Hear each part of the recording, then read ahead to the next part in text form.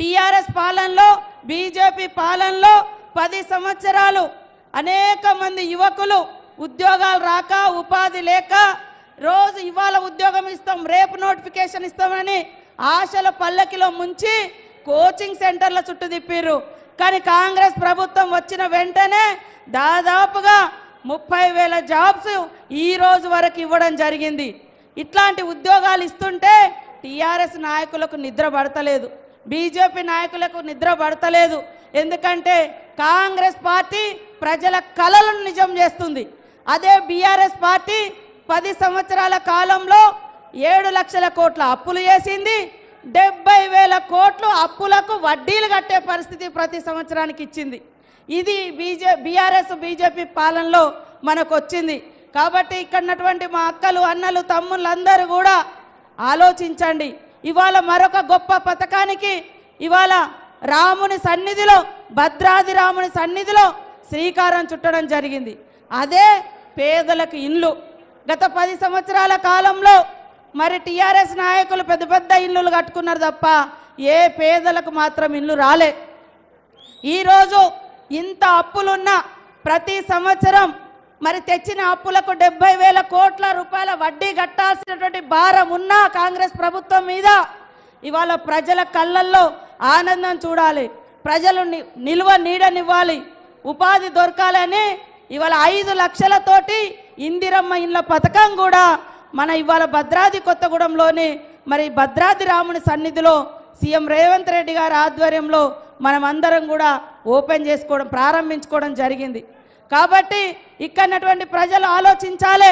ఇవాళ కాంగ్రెస్ అంటేనే పేదల పార్టీ, బీదల పార్టీ, మహిళల పార్టీ, యువకుల పార్టీ, అట్టడుగు వర్గాల దళిత గిరిజన మహిళా మైనార్టీ వర్గాల పార్టీ కాంగ్రెస్ పార్టీ. ఇందిరమ్మ పాలన దీన్ని చూసి సహించలేక ఇవాళ రకరకాల తప్పుడు కూతలు కూస్తున్నారు. ఇవాళ మరి సీఎం రేవంత్ రెడ్డి గారిని కనీసం గౌరవం ఇవ్వకుండా ఇష్టానుసారంగా కేటీఆర్ అంటే మరి ఏం పేరో మీకు తెలుసు, అది ఎవరి పేరు. ఇవాళ సీఎం రేవంత్ రెడ్డిని పట్టుకొని మరి వాళ్ళ బూట్లు వీళ్ళ బూట్లు అని తప్పుడు కూతలు కూస్తున్న కేటీఆర్, నీ పేరు ఎవరి పేరో చెప్పవయ్యా తారక రామారావు గారు. నువ్వు ఎవరి పేరు పెట్టుకున్నావో చెప్పు. ఇవాళ నీ తండ్రి ఎవరి బూట్లు నాకు ఎదిగొచ్చిండో చెప్పు. ఇవాళ మీరు అధికారం కోసం ఆంధ్రలో ఉన్నటువంటి ఆంధ్ర వాళ్ళు హైదరాబాద్లో ఉంటే మరి వాళ్ళ అరికాలను ముళ్ళు గుచ్చితే నోటితో తీస్తా అన్నది మీరు కదా, మీ మూతులు వాళ్ళ కాళ్ళ కాడ పెడతా అన్నది మీరు కదా నేను అడుగుతున్నా. కానీ ఇవాళ మేము ఒక రాజకీయ పార్టీగా రాజకీయంగానే ఉన్నాం తప్ప మీలాగా అవసరాలకు ఒక మాట, అవసరాలు తీరిన తర్వాత ఒక మాట మాట్లాడే పార్టీ కాంగ్రెస్ కాదు, కాంగ్రెస్ నాయకత్వం కాదు అనేటువంటి విషయాన్ని కూడా గుర్తుపెట్టుకోవాలని తెలియజేస్తా ఉన్నాను. గత 10 సంవత్సరాలు ఇంటికో ఉద్యోగమని ఉద్యమ కాలంలో చెప్పి మరి తెలంగాణ వచ్చిన తర్వాత కేవలం వాళ్ళింట్లో మాత్రమే అన్ని పదవులు పొంది ఓడిపోతే కూడా మళ్ళీ దొడ్డిదారిన వచ్చి పదవులలో ఉన్నది వాళ్ళు. కానీ ఇక్కడ ఉన్నటువంటి నిరుద్యోగ యువతకు మాత్రం ఉద్యోగాలు అడిగితే కేసులు పెట్టి జైల్లో పెట్టింది వాళ్ళు. కాబట్టి అలాంటి ప్రభుత్వం వద్దనుకోనే ఇవాళ ప్రజా ప్రభుత్వం, ఇందిరమ్మ ప్రభుత్వం, రేవంత్ రెడ్డి గారి ఆధ్వర్యంలో ఉన్నటువంటి కాంగ్రెస్ ప్రభుత్వాన్ని గెలిపించిన మీరందరూ కూడా విజయులు అజయులు.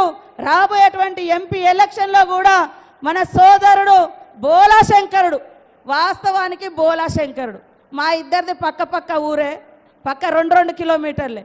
ఆయన అధికారంలో ఉన్నప్పుడు ప్రతి ఊరికి ఇవాళ ఏరియా హాస్పిటళ్ళు, బ్రిడ్జీలు, రోడ్లు, అంగన్వాడీ స్కూళ్ళు, model schools, Kasturba schools, Eklavya schools అన్నీ కూడా అప్పుడు సోనియమ్మ నాయకత్వంలో బలరాం నాయక్ గారు కేంద్ర మంత్రిగా ఉన్నప్పుడు తీసుకొచ్చినటువంటి విషయం మర్చిపోవద్దని తెలియజేస్తూ చేతి గుర్తుకు ఓటేసి ఈ ప్రభుత్వాన్ని మరింత బలోపేతం చేయాలని కోరుకుంటూ అందరికీ నమస్కారాలు. జై కాంగ్రెస్, జై కాంగ్రెస్, జై సోనియమ్మ, జై మల్లికార్జున్ ఖర్గే, జై రాహుల్ గాంధీ, జై రేవంత్ రెడ్డి, జై కాంగ్రెస్.